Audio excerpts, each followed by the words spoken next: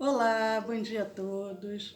Sejam todos bem-vindos para o nosso Café com o Evangelho. Eu sou Leila Rocha de Oliveira. E Roberto Antônio de Oliveira. Nós somos do Centro de Estudos Espíritas Allan Kardec, aqui da cidade de Olambra, interior de São Paulo, próximo a Campinas. E é uma alegria estarmos juntos em mais uma manhã, nesse bate-papo informal, um bate-papo gostoso. Nós começamos essa semana a recordar Jerônimo Mendonça, grande trabalhador espírita que mesmo preso ao leito, preso realmente a um leito, mas ele realizou muito, trabalhou muito, dava palestras, viajava numa cama improvisada, adaptada, melhor dizendo, pelo Brasil afora, falando do Evangelho do Cristo, falando da doutrina espírita, trabalhador incansável, e tinha uma voz que se repercutia naquele ambiente com todo vigor. Era muito lindo quem assistia às preleções de Jerônimo Mendonça. Ontem nós terminamos dizendo que hoje iríamos dizer por que o Jerônimo Mendonça foi ao Rio de Janeiro, saindo de Minas, levou 15 horas de viagem para procurar o cantor Roberto Carlos, que realizava um show no Canecão, que é uma casa de eventos, uma casa de shows, uma cervejaria. Por quê? Será que Jerônimo era um grande fã do Roberto? Porque ele adorava ir ao cinema, gostava de música, gostava de poesia. Será que foi esse o objetivo dele ter ido buscar o Roberto Carlos? O que você acha, Roberto? Então, eu compartilho com vocês também essa dúvida até o momento em que eu fui ver as razões, né, que buscaram ou que levaram.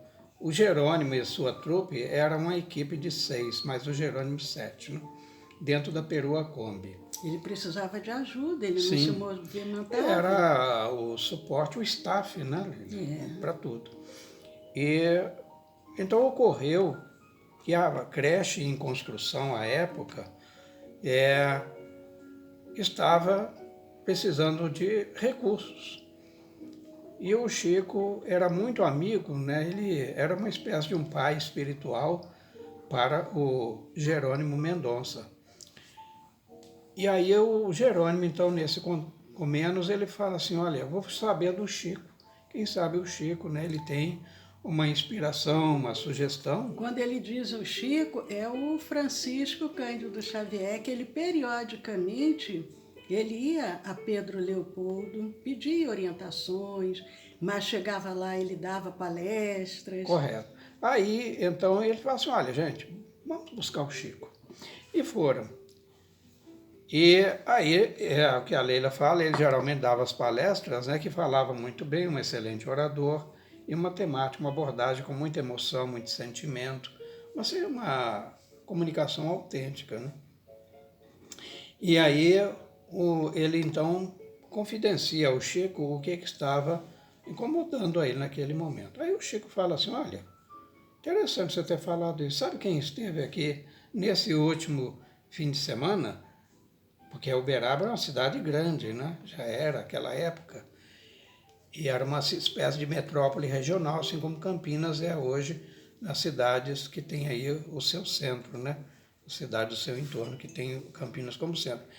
Então, aí ele fala, sabe quem esteve ontem aqui? Aí ele fala, não tem ideia. Ele fala assim, olha, o Roberto Carlos. Mas como? Ele veio aqui dar um show? Pois é. E aí quando então, isso aí antes, né? Mas depois então na sequência do diálogo, e aí o Jerônimo conta a ele. E falou, olha, acho que você poderia procurar o Roberto Carlos, porque vocês têm uma mesma sintonia. E realmente é.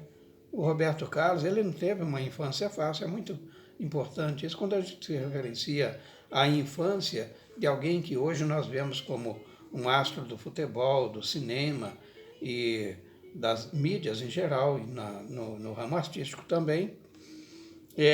Nós temos que ver aquela infância, ela vai carregar para o resto de sua existência e também da vida, já que somos imortais, experiências imorredoras, né? E marcam, sim, o estigma, o caráter daquele que deverá, então, caminhar. E assim o Roberto Carlos teve essa infância difícil. Então, Chico acertadamente diz que ele e Jerônimo estavam na mesma sintonia. E aí o que ocorre? Aí é o ponto que a Leila diz. E aí o Chico, o Jerônimo volta para Ituiutaba e fica confidencial, conversar lá, como diz popularmente, com seus botões. Falando, que história é essa? O Chico me manda procurar o Roberto Carlos, mas o Chico não é de jogar conversa fora. Então fala assim, pessoal, vamos ao encontro de Roberto Carlos. As pessoas colocam mil dificuldades, e aí o Jerônimo fala, olha, já pesquisei, aí ele está fazendo um show agora nesse fim de semana no Canecão. E para lá eles vão.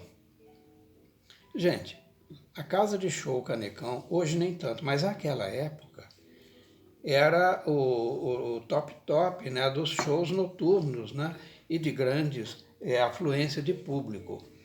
E aí, quando o Jerônimo chega lá, e ele com aquela Kombi estilizada, era uma coisa interessante.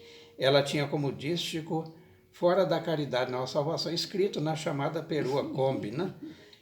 E aí, alvoroço e buzinaço, e aí o gerente vem para saber o que estava acontecendo. E aí, quando repara, fala assim, mas Jerônimo, você por aqui? Eu falo, é. Aí, rapidamente ele conta a história, e aí o gerente fala, mas vocês têm ingresso? Eu falo, não. Fala, então, espera aí, já desembarca ali para liberar, né, o acesso aos demais visitantes, né, que iriam ver o show. E aí vai, então, confidencia lá com o Roberto Carlos, fala, acomode eles na melhor posição, porque depois do show eu sim quero falar com eles. E assim aconteceu. Então, depois do show, lá no camarim, o Jerônimo Mendonça, né, não ele, aliás, o contrário, ele e o Roberto Carlos vão ao encontro por causa daquela dificuldade de locomoção. E aí, depois, inteirado, já chega assim próximo, e o Jerônimo, então, fala, mas, meu Deus, como é que eu vou começar esse diálogo? Né? E o Roberto Carlos é quem dá a deixa. E ele fala assim, e aí, bicho? Ele fala, aí o Jerônimo Mendonça fala assim, ué, então já somos do mesmo zoológico, logo já temos um ponto de contato. Era uma gíria, né, muito em voga na época, né, pela juventude de então. E aí o Jerônimo conta para ele a história e fala assim, olha, Jerônimo, eu vou te atender sim. Amanhã você vai pernoitar aqui, eu vou conversar aí com o pessoal do staff e vão te acomodar e aos seus acompanhantes. E amanhã, aí deu-lhe o endereço, onde ele morava, um prédio na zona sul do Rio, e às 15 horas você apareça lá que eu vou, então, te dar uma ajuda. E aí deu no envelope, conforme combinado, no dia seguinte, e aí deu-lhe um envelope fechado, e dentro tinha um cheque. Aí, missão cumprida, né? Quando ele vai ver o valor do cheque, ele era 1 milhão, em 1983. Você imagina quanto era isso na época? Era 1 milhão de quê? De cruzeiros? 1 milhão de cruzeiros. Narra a Jane Martins Vilela. Está lá 1 milhão de cruzeiros. Eu não sei se ela se equivocou na moeda, isso mesmo, mas não importa. Fato é que esse dinheiro foi o suficiente para terminar a creche, terminar mesmo, tal como ele tinha idealizado lá atrás, e muitas instituições espíritas à época estavam numa penúria, casas espíritas precisando de reforma, e ainda sobrou dinheiro para manter essas casas espíritas, colocá-las em condições de continuar atendendo confortavelmente aos seus visitantes, aos seus frequentadores. Nós vemos a espiritualidade como age. Quando nós queremos realizar, o universo conspira ao nosso favor. Ele criou várias instituições, um trabalho muito Falei grande. O nome da instituição? Não, você disse que era uma creche. Era uma creche, o nome sugestivo, Lar Espírita Pouso do Amanhecer. Tem um evento não, um fato, é bonito, né, o nome da creche. Bem Tem sugestivo. um fato que nós vemos também como que a espiritualidade age. Muitos de nós não conseguimos perceber isso. Vamos, às vezes, perceber mais adiante. Uma noite, o Jerônimo estava num programa de televisão, dando uma entrevista, e uma jovem em casa, num desespero tão grande, que ela pensava assim: o único caminho é eu desistir da vida, não há mais nada que eu possa fazer. Mas, provavelmente, naquele momento, o seu benfeitor, o seu anjo guardião, intuiu que ela ligasse a televisão. Ela liga a televisão e vê ali Jerônimo Mendonça, naquela situação, mas com tanta felicidade, com tanta alegria, com tanta fé, com tanta determinação em tudo, aquela voz que falava de amor, falava de esperança, e aquela jovem se toca, sente assim: poxa, se aquela pessoa naquela situação está firme, com coragem, aí ela desiste do suicídio. Ela liga para a televisão e fala: olha, eu quero dar o meu testemunho, quero dar o meu depoimento, porque eu já estava prestes a me suicidar, tirar a minha vida. Mas depois que eu assisti esse programa, tudo mudou. Por isso que nós, quando provocamos vocês, divulguem os nossos canais, não sejamos tímidos ao falar do Espiritismo, não sejamos tímidos ao falar da doutrina consoladora e orientadora. Quantos nós podemos, no momento desse que a pessoa está ali agoniado, angustiado, se sentir fortalecido? Quantas pessoas já me ligaram para o meu WhatsApp por engano, buscando. Inclusive, uma vez, uma pessoa me liga pensando que era o telefone de um hospital psiquiátrico, porque ela queria se internar. E nós começamos a conversar várias vezes. Eu faço muito esse tipo de atendimento fraterno à distância, porque os benfeitores provavelmente dizem assim: liga aqui, é esse número. Ou então diz aqui: entra aqui nesse Facebook, entra aqui no Instagram, entra aqui no YouTube. E a pessoa escuta aquela mensagem e ela muda o seu padrão vibratório. Então, são momentos assim que a gente fica feliz de ver como que a espiritualidade age, porque Deus age utilizando seus próprios filhos imperfeitos para auxiliar a outros filhos. Mas, e aí, Roberto, o que temos mais a falar do Jerônimo Mendonça? Então, até corroborando o que você disse, vemos que a misericórdia divina, porque tem pessoas que ficam esperando Deus vir pessoalmente atendê-lo. Não. Ele tem os seus emissários, tem aqueles, e como a doutrina espírita nos esclarece, que através das vias intuitivas nos vão direcionar. É necessário, entretanto, que estejamos disponíveis. Os chamados trabalhadores da última hora, eles não devem dormir em berço esplêndido, casinha branca, uma rede, céu azul.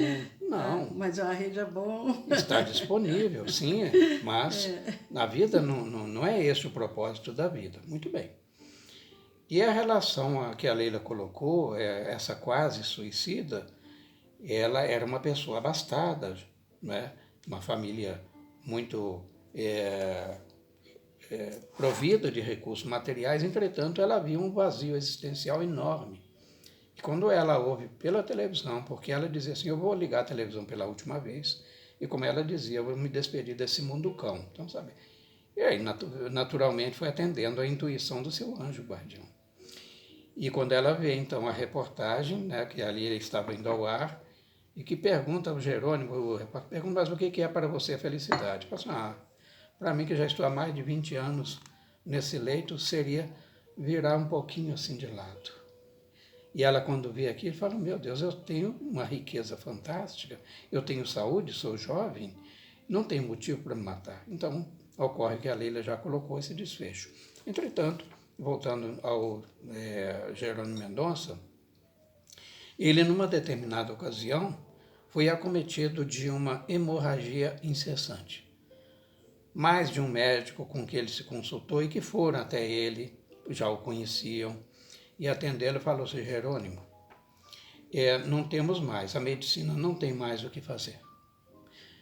E agora você tem que se preparar, e os demais colegas, amigos, né, os confrades, Jerônimo falou: então, o que você quer, Jerônimo? Jerônimo decide então ir ao Chico. Falou: então vou ao Chico para me despedir. Como eu disse ontem, a distância hoje, por via rodoviária, até entre Ituiutaba e Uberaba, mais ou menos 215 quilômetros. E aí o médico fala assim: olha, se vocês forem na perua, ele desencarna no meio do caminho. Era uma hemorragia muito séria das vias urinárias. Então, um amigo deles fala assim: olha, eu tenho um avião particular, é um avião de pequeno porte, mas dá para acomodar vocês. E levou-os de avião de Ituiutaba para Uberaba. Chega lá, naquela reunião pública, e o Jerônimo fala assim, o Chico fala assim: olha quem está aqui. O lençol dele, gente, estava vermelho, tinto de sangue, era muita coisa. Porém, o Chico, médium, e já conhecendo na intimidade, embora nunca tivesse revelado isso, a história de Jerônimo, diz assim: olha como está o nosso Jerônimo. Parece uma rosa rubra. Então, rosa a gente tem que tratar com cuidado, senão ela pode se despetalar. E pediu a todos que estavam presentes ali, cada um que desse um beijo no Jerônimo. 2 beijos, 2. E chega a vez do Chico, e o Chico dá-lhe 2 beijos também, só que faz-lhe uma imposição no chamado baixo ventre, onde estava internamente ocorrendo a hemorragia. E o Jerônimo conta que naquele momento ele sentiu como se fossem pequenos choques elétricos, né? E aí a hemorragia cessa. Ele, muito grato, e aí retribui a gentileza, né, com palavras de agradecimento. E o Chico então fala assim: agora, Jerônimo, você vai fazer a preleção da noite. E foi uma maravilha. É uma espécie de retribuição pelo favor do qual ele, Chico, era um intermediário, ele tinha certeza disso. Mas o beneficiado, aquele que recebe, cabe o dever moral de agradecer. Então o agradecimento foi em forma de prece. Inclusive, é nesse momento que o Chico fala sobre isso aqui? Sim, neste momento. Então, logo após a preleção, e já, não sei se no mesmo dia, à noite, à madrugada, talvez seja no dia seguinte, ele ia regressar. E aí o Chico lembra ele: Jerônimo, sabe por que você ficou desse jeito? E aí ele fala: olha, eu não sei porque tem tanta coisa. Eu falo: pois é. Mas essa daí foi em consequência de uma alcunha, né, que você aceitou passivamente. Porque você aceitou o coitadinho. E aí, eu quando vi aquilo, falei: olha, então, porque existem 2 situações ou 2 palavras de conotações bem diferentes. Uma é piedade, outra é pieguice. Então, quando eu me apiado de alguém, eu sou envolvido pelo sentimento de misericórdia. Quando eu me apiado de mim mesmo, eu falo assim: olha, então eu estou assumindo que eu sou realmente um coitadinho, não sou nada. E ele, Chico, ao lembrar isso a Jerônimo recordou-se a nível inconsciente, com certeza, do seu passado delituoso. E sabia que ali não era porque Deus o estivesse castigando, ou fosse porque, na essência, ele se sentisse realmente uma vítima. Não. Eu me lembrei, então, quando li isso aí, de uma trova que está lá no poema, aliás, é um soneto, né, belíssimo. O título é Marchemos, de autoria de Castro Alves, o imortal, como espírito, está lá no livro Parnaso de Além Túmulo, em que tem uma estrofe que diz assim: é a dor que através dos anos, dos algozes e dos tiranos, anjos puríssimos faz, transmutando os neros rudes em arautos de virtudes e mensageiros de paz. Então, o passado delituoso de ontem refletia-se no hoje. Então, aceitar tudo que nos ocorre de ruim, como nós sendo um coitadinho, poxa, nós não devemos, nós não ajudamos quando alguém, oremos em favor dele, preces são muito bem-vindas nesta hora para que Deus lhe dê as fortalezas de ânimo, o equilíbrio para fazer como o nosso querido Jerônimo Gonçalves, né? Jerônimo Ribeiro Gonçalves, o gigante deitado, como ele conduziu. Né? Ele assumiu a sua culpa, mas nesse contexto fica então o ensinamento de Chico para todos nós. É verdade. O nosso tempo já está chegando ao fim. Mas já, amanhã nós vamos falar de mais obras que ele realizou, dos livros escritos por Jerônimo Mendonça, com toda essa limitação, livros escritos. Ele gostava muito também de música, gostava de fazer umas... trovas que fala? Ele era um trovador por natureza. Porque primeiro que ele tinha inspiração, e segundo que ele tinha uma voz fantástica. Fica aqui a minha sugestão, quem quiser vê-lo, tem vários vídeos disponíveis na internet, no YouTube, chamado Intimidade Espírita. Vocês vão confirmar o que eu acabei de dizer. Ele tinha uma voz maravilhosa, um trovador mesmo. É verdade.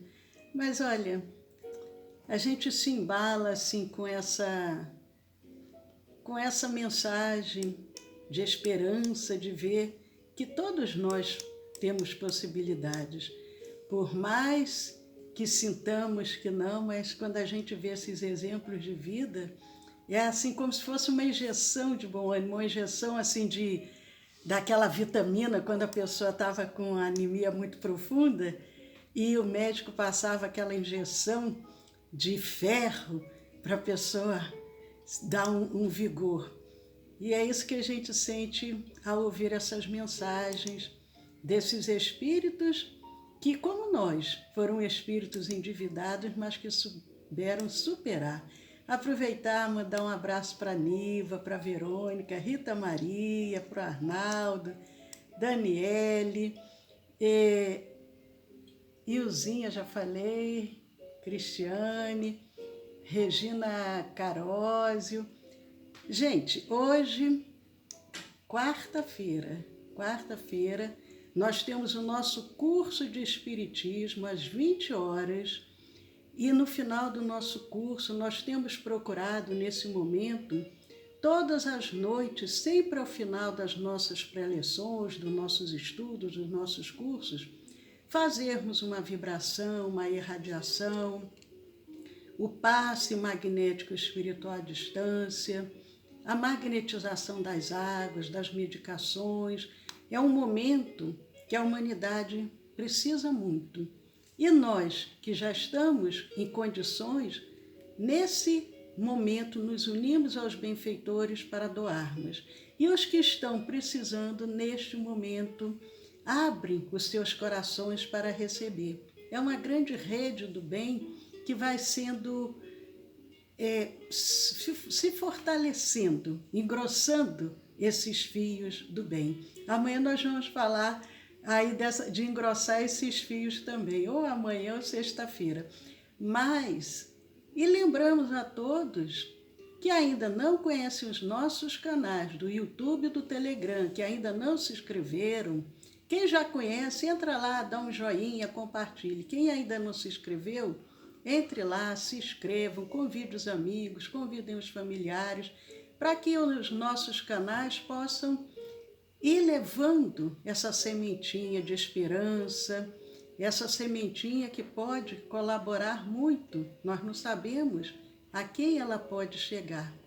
Nosso canal do YouTube é o Centro de Estudos Espíritas Allan Kardec, aqui de Olambra, e o nosso canal do Telegram é o SEAC Olambra. Juntos podemos muitos.